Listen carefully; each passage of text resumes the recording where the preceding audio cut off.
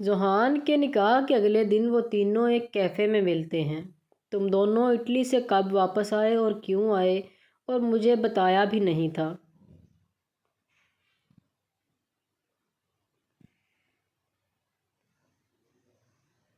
بات کا آغاز زاریان نے کیا تھا۔ آغاز کم سوالات کی پجاڑ زیادہ کی تھی۔ اس کے سوال سن کر ذوحان اور مقرب ایک دوسرے کی طرف دیکھتے ہیں۔ یہ تم دونوں ایک دوسرے کو کیوں دیکھ رہے ہو؟ مجھے جواب دو۔ او ہاں، میں یہی سوچ رہا تھا کہ تجھے کیا جواب دوں۔ جلدی جلدی میں ذوحان کی زبان پھسلی۔ کیا مطلب تمہاری اس بات کا؟ زاریان نے اسے مشکوک نظروں سے دیکھتے ہوئے پوچھا۔ میرا مطلب ہے کہ یہی سوچ رہا ہوں کہ تجھے سچ بتا دوں۔ ذوحان نے جلدی سے بات بدلی۔ کیسا سچ؟ کون سا سچ؟ اب پھوٹ بھی پڑو، زاریان نے جھنجھلاتے ہوئے کہا۔ میرا مطلب ہے کہ تم تو جانتے ہو میں عناب سے شروع سے ہی بہت محبت کرتا ہوں۔ بچپن سے ہی وہ میرا جنون، میرا محبت، میرا عشق ہے مجھے اس سے۔ تو یہ بات تو مجھے پہلے سے ہی پتہ ہے۔ زاریان کی زبان پر کھجلی ہوئی۔ ہاں پتہ ہے، پوری بات سنے گا؟ اب بکواس نہ کریں، زاریان نے تپتے ہوئے کہا۔ اچھا چل بک، اب نہیں بولوں گا۔ درمیان میں زاریان نے احسان کرنے والے انداز میں کہا۔ پھر مجھے پتہ چلا کہ عناب کی بات پکی ہو گئی ہے اور جمعے کو اس کا نکاح ہے۔ یہ سنتے ہی میں پاگل ہو رہا تھا، میرے خون میں ابال اٹھ رہے تھے، میرے اندر عناب کو کھونے کا ڈر پیدا ہو گیا تھا۔ اس لیے میں نے ارجنٹ ٹکٹ بک کروائی اور اگلی ہی فلائٹ سے پاکستان واپس آ گیا اور آتے ہی ماما بابا سے بات کی، تھوڑا رونا ڈونا ڈالا، سامان توڑا تو بابا نے خود ہی تایا ابو سے بات کی اور انہیں منایا، اور اس طرح پھر عناب میری بیوی ہے۔ ذوحان نے بڑے طریقے سے بات کا سارا معاملہ بیان کیا، جبکہ ان سب کے دوران مقرب داد دیتی نظروں سے ذوحان کو دیکھتا رہا، جو کمال کا ایکٹر تھا۔ اور اگر انکل نہ مانتے یا عناب کے بابا نہ مانتے تو کیا کرتا؟ اب کی بار مقرب نے اپنی زبان کا تالا کھولا۔ اگر نہ مانتے تو اٹھا کر لے جاتا، لیکن اسے کسی کی نہیں ہونے دیتا، ذوحان نے کھوئے کھوئے لہجے میں کہا۔ اچھا ٹھیک ہے، اب کیا ارادہ ہے؟ زاریان اس کی کہانی پر اعتبار کر چکا تھا، جس پر ذوحان اور مقرب نے شکر کا سانس خارج کیا۔ آگے تو ابھی کچھ نہیں سوچا، تو بتا کیا کرنے والا ہے؟ مقرب نے جواب دیتے اس سے پوچھا۔ میں کل یونیورسٹی میں ایڈمیشن لوں گا، پھر آگے دیکھوں گا کیا کرنا ہے۔ زاریان نے آگے کا پلان بتایا تو ذوحان اور مقرب ایک دوسرے کو دیکھ کر مسکرائے، جسے زاریان نے نوٹ کیا۔ کیسے ہیں ملک صاحب؟ زاریان لاؤنج میں بیٹھے جیسے نظر آ رہے ہیں ویسے ہی ہیں، انہوں نے بھی جواب اسی انداز میں دیا۔ آپ کیسی ہیں مام؟ زاریان نے پاس بیٹھی اپنی ماں سے پوچھا۔ میں اپنے بیٹے کو دیکھ کر پہلے سے بھی ٹھیک ہو گئی ہوں۔ ان کے جواب پر زاریان نے دل جلانے والی مسکراہٹ پھینکی۔ مجھے آپ کو بتانا تھا کہ میں کل سے یونیورسٹی جوائن کر رہا ہوں۔ کس خوشی میں؟ ملک صاحب نے تپ کر کہا۔ لو بھلا، یونیورسٹی کی کیوں جاتے ہیں؟ میں بھی اپنی ڈگری مکمل کرنے جا رہا ہوں بس۔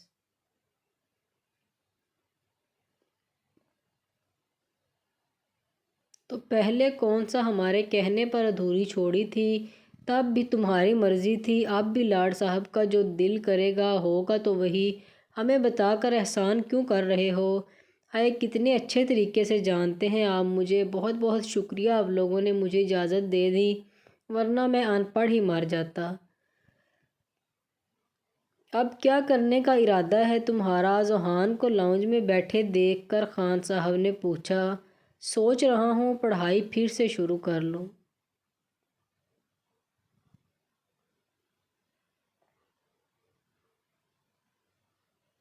بزنس کی ڈگری مکمل ہو جائے تو آپ کے ساتھ بزنس جوائن کر لوں گا۔ یہ کون سی عمر ہے تمہاری پڑھائی کی؟ کیوں، میری عمر کو کیا ہوا؟ اس عمر میں کون پڑھتا ہے؟ خان صاحب نے تنگ آ کر کہا۔ ان کی اولاد آئے دن کوئی نیا شوشہ چھوڑتی تھی۔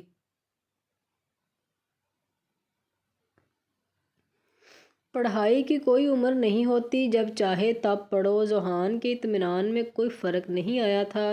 تمہاری عمر کے لڑکوں کے 2 بچے ہوتے ہیں تو آپ میری شادی کروا دیں، ہر سال آپ کو پوتا یا پوتی گفٹ کیا کروں گا۔ اس کے بے باکی سے کہنے پر خان صاحب سٹپٹا گئے۔ تو باپ ایسی ہی مثالیں ایسی دے رہا ہے۔ رخصتی آپ لوگوں نے ابھی کروانی نہیں، اس سے اچھا ہے میں اپنی ڈگری کمپلیٹ کر لوں۔ جاؤ جو کرنا ہے کر لو، لیکن اگر اس بار ڈگری کمپلیٹ ہونے سے پہلے ملک سے باہر جانے کا نام لیا تو تمہارے سارے اکاؤنٹس بند کروا دوں گا۔ خان صاحب نے اجازت کے ساتھ دھمکی بھی دی۔ اب کون کافر اپنی محبوبہ پلس منکوحہ کو چھوڑ کر جائے گا؟ اب تو ملک سے باہر اس کے ساتھ ہنی مون پر ہی جاؤں گا۔ ذوحان آنکھ منگ کرتے ہوئے بولتا وہاں سے اٹھ کر باہر نکل گیا۔ پیچھے خان صاحب استغفار پڑھتے رہ گئے۔ مجھے آپ لوگوں سے بات کرنی ہے۔ مقرب لان میں بیٹھے ہوئے اپنے باپ کے پاس بیٹھتے ہوئے بولا۔ ہاں کہو کیا بات ہے؟ میں کل سے یونیورسٹی جوائن کر رہا ہوں، سوچا آپ کو بھی بتا دوں۔ مقرب کے اتنے پتے کی بات بتانے پر وہ اش اش کر اٹھے۔ بڑی مہربانی تمہاری، تم نے ہمیں بتانے کی زحمت کی، انہوں نے طنزیہ انداز میں کہا۔ ان کی بات سن کر مقرب نے سر کو خم دے کر ان کا طنز قبول کیا۔ آوارہ گردی سے دل بھر گیا محترم کا، جو پڑھائی کے شوق نے پھر سے انگڑائی لی ہے۔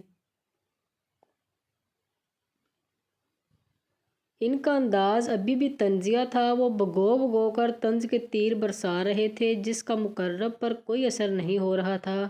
ہاں جی بالکل، ابھی بھرا ہوا ہے تو سوچا کہ پڑھائی پوری کر لوں، یہ نہ ہو کہ آوارہ گردی کا شوق پھر سے جاگ جائے اور پڑھائی پھر سے ادھوری رہ جائے۔ مقرب تم کیوں میرا دماغ کھاتے ہو؟ اس نے سرگوشی میں کہا۔ کچھ کہا تم نے؟ انہوں نے گور کر دیکھتے ہوئے پوچھا۔ نہیں کچھ نہیں کہا۔ بتائیں آپ کیا کہتے ہیں آپ؟ ابھی تو تم نے کہا کہ تم صرف بتانے آئے ہو اور پوچھ بھی رہے ہو، تمہارا کوئی ایک موقف ہے بھی کہ نہیں؟ بالکل، میں تو کل ری جوائن کے موقف پر قائم ہوں، لیکن میں چاہتا ہوں آپ کہیں جاؤ بیٹا، میرا خواب پورا کرو تاکہ میں کہہ سکوں کہ اپنے باپ کا خواب پورا کرنے آیا ہوں۔ جاؤ میرا خواب پورا کرو اور میری جان چھوڑو۔ بہت بہت شکریہ، میں آپ کو مایوس نہیں کروں گا اگر میرا آوارہ گردی والا شوق پھر سے نہ جاگا تو۔ آج یونیورسٹی میں زاریان کا پہلا دن تھا۔ اس نے لوگوں کی نظروں میں پڑنا تھا جبکہ اسے یہاں اپنا کام کرنا تھا۔ اس کا مین کام یہاں کے گروپ پر نظر رکھنا تھا۔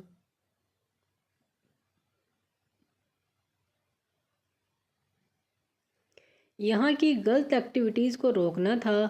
اس نے ہر چیز کا باریک بینی سے جائزہ لیتے ہوئے کلاس میں قدم رکھا۔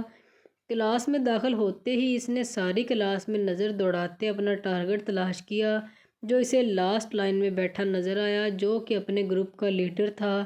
ایک نظر اس کے گروپ کی طرف دیکھا اور اپنے چہرے پر مسکراہٹ سجا کر اپنے قدم اس گروپ کی طرف بڑھائے اور جان بوجھ کر اس کے درمیان موجود خالی سیٹ پر جا کر بیٹھ گیا جبکہ کلاس میں بہت سی چیئرز ابھی خالی تھیں۔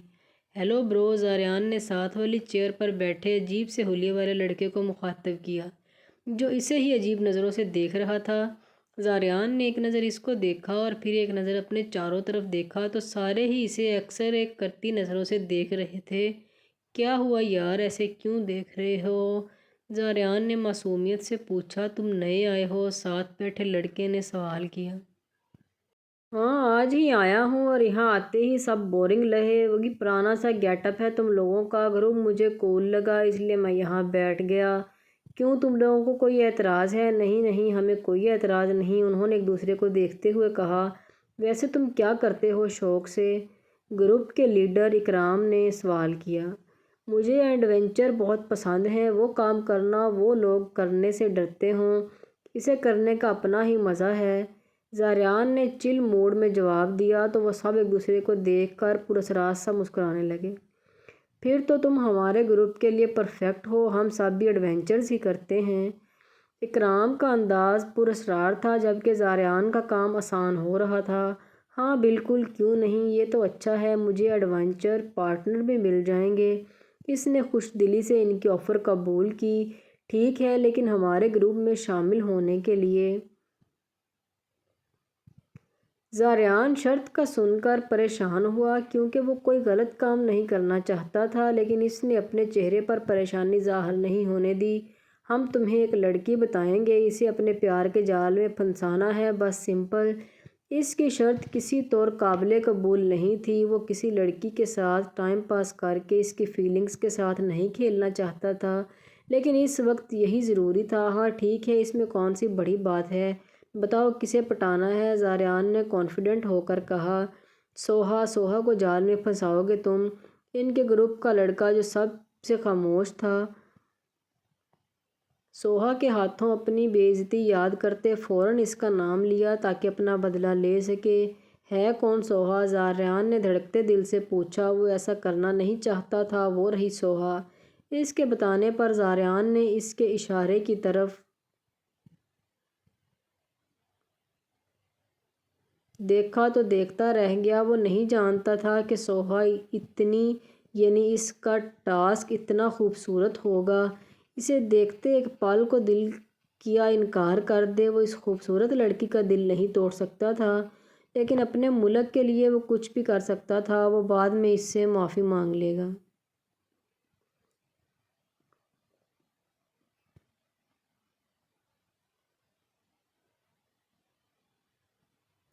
یہی سوچتے ہوئے اس نے حامی بھر لی۔ ٹھیک ہے، اسے اپنے پیار میں پھنسانا ہے بس۔ یہ تو بڑے مزے کا کام ہے۔ ابھی وہ باتیں کر ہی رہے تھے جب پروفیسر کلاس روم میں داخل ہوئے۔ اسٹوڈنٹس، آج کلاس میں 2 نیو اسٹوڈنٹس آئے ہیں، تو اب یہ یہیں ہوں گے۔ امید ہے آپ لوگ انہیں گائیڈ کریں گے۔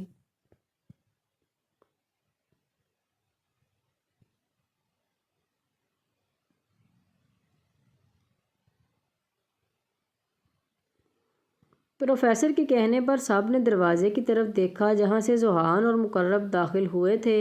انہیں دیکھتے ہی زاریان نے انہیں گھور کر دیکھا۔ وہ جانتا تھا یہ دونوں اتنی آسانی سے اس کا پیچھا نہیں چھوڑیں گے، لیکن یونیورسٹی میں بھی گھس جائیں گے اس کا اندازہ نہیں تھا۔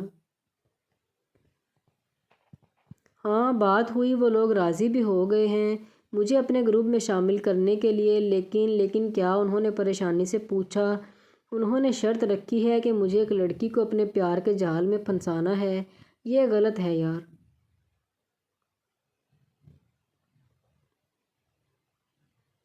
تم کیسے کسی کے جذبات کے ساتھ کھیل سکتے ہو؟ میں جانتا ہوں یہ ٹھیک نہیں ہے، لیکن میرے لیے میرا مشن زیادہ ضروری ہے۔ میں اپنے ملک کے لیے کچھ بھی کر سکتا ہوں، اور میں اس لڑکی سے معافی مانگ لوں گا۔ زاریان کے جواب پر وہ دونوں بھی خاموش ہو گئے۔ تم کس کے ساتھ جا رہی ہو؟ سوہا نے ساتھ چلتی اناب سے پوچھا۔ میں ذوحان کے ساتھ جانا ہے، تم کہو تو تمہیں بھی ڈراپ کر دیتے ہیں۔ نہیں، اس کی ضرورت نہیں، اوزن بھائی آ گئے ہیں مجھے لینے، میں چلتی ہوں۔ سوہا اسے کہتی ہوئی وہاں سے چلی گئی، جبکہ اناب کافی دیر انتظار کرتی رہی، لیکن ذوحان نہیں آیا۔ اس کے نہ آنے پر اناب نے اسے میسج کیا تو اسے نے بتایا کہ وہ یونیورسٹی کے پچھلے سائڈ پر زانیار اور مقرب کے ساتھ تھوڑی دیر تک آ رہا ہے۔ اناب نے اس کا انتظار کرنے کے بجائے یونیورسٹی کے پچھلے ایریا کی طرف قدم اٹھائے۔ اناب اس کا انتظار کرنے کے بجائے یونی کے پچھلے وہ بھی جا رہی تھی کہ اس کی زوردار ٹکر ہوئی۔ اس نے سامنے دیکھا تو ذوحان تھا۔ ذوحان اسے اپنے سامنے دیکھ کر آئیبرو اٹھاتا ہے جیسے پوچھ رہا ہو ادھر کیا کر رہی ہو۔ اس کے دیکھنے پر اناب جلدی سے بتاتی ہے وہ میں تمہارے پاس آ رہی تھی۔ کیوں؟ ذوحان اس کی کمر میں ہاتھ ڈالتا ہے۔ وہ مجھے لگا تم دیر کرو گے اس لیے۔ اناب مسکراتی نظروں سے اس کی طرف دیکھتی ہے۔ ہاں پر میں بھلا تمہیں انتظار کروا سکتا ہوں۔ ذوحان مخمور نظروں سے اناب کو دیکھتے ہوئے اس کے ماتھے کو اپنے لبوں سے چھوتا ہے۔ ہاں معلوم ہے تم مجھے کبھی انتظار کی سولی پر نہیں چڑھاؤ گے۔ ہاں بالکل صحیح کہا تم نے، اور چلو ادھر آ ہی گئی ہو تو کیوں نہ تھوڑا سا رومانس کر لیں۔ ذوحان آنکھ مارتا ہے اور اس کے لبوں کو اپنے لبوں کی سخت گرفت میں لیتا ہے۔ اناب بھی اس کا پورا ساتھ دیتی ہے۔ ذوحان اس کے لبوں کو چھوڑ کر اس کی طرف دیکھتا ہے۔ اناب لمبے سانس کھینچتے ہوئے اسے دیکھ رہی تھی۔ ذوحان اسے کھینچ کر پھر سے قریب کرتا ہے اور اس کے سینے پر گستاخیاں کرنے لگتا ہے۔ ذوحان اس کے درمیانے سائز کے غباروں کو اپنے ہاتھوں سے دبا رہا تھا۔ اناب پہلی بار اس کی اس حرکت پر حیرانی سے اس کی طرف دیکھتی ہے۔ اس کے حیران ہونے پر ذوحان مسکراتے ہوئے اس کے کان کے قریب اپنا چہرہ کرتا ہے۔ کیا ہوا؟ اتنا حیران کیوں ہو رہی ہو؟ میاں بیوی میں یہ بہت نارمل ہوتا ہے۔ وہ بولتے ہوئے اور شدت سے اس کے ابھار دباتا ہے۔ ہاں مجھے علم ہے، پر آج تم پہلی بار تمہارا مجھے اتنے حق سے چھونا شرمانے پر مجبور کر رہا ہے۔ اناب اس کی طرف دیکھتی ہے اور فقرہ مکمل کر کے شرمانے کی ایکٹنگ کرتی ہے۔ افسوس تم تو شرما بھی نہیں رہی۔ ذوحان اس کے ناٹک دیکھ کر گردن نفی میں ہلاتا ہے۔ کیا کروں، شرمانا ہی نہیں آ رہا، اصل میں مجھے تو ہنسی آ رہی ہے۔ اناب اپنے دانتوں کی نمائش کرتی ہے۔ یار اتنی بے شرم لڑکی میں پہلی بار دیکھ رہا ہوں۔ ذوحان بھی اسے تنگ کرتا ہے۔ کیا مطلب تم پہلے بھی لڑکیوں سے ملتے رہے ہو؟ اناب اسے دھکا دے کر پیچھے کرتی ہے اور غصے سے کہتی ہے۔ ذوحان کو اس کی الٹی کھوپڑی پر جی بھر کر پیار آتا ہے۔ ظاہر سی بات ہے میرا زیادہ وقت باہر ممالکوں میں گزرا ہے۔ ذوحان اب اسے جان بوجھ کر غصہ دلا رہا تھا۔ اناب اسے غصے سے گھورتی ہے، پر تھوڑی دیر بعد مسکراتی ہوئی اس کے قریب ہوتی ہے۔ پہلے کی چھوڑو، اگر آئندہ تمہارے بارے میں ایسا کچھ سنا تو میں نے قسم سے تمہارا خون میرے ہاتھوں سے ہو جائے گا۔ اناب اتنے جنونی انداز میں کہتی ہے کہ ذوحان کا واقعہ ہی اس سے مذاق کرنا اب غلط لگ رہا تھا۔ او ہو، یہ ہوئی نا ذوحان خان کی بیوی والی بات۔ ذوحان پھر سے اسے اپنے نزدیک کرتا ہے۔ اس بار اناب خود اوپر ہوتی ہے اور اس کے لبوں پر اپنے ہونٹ رکھتی ہے۔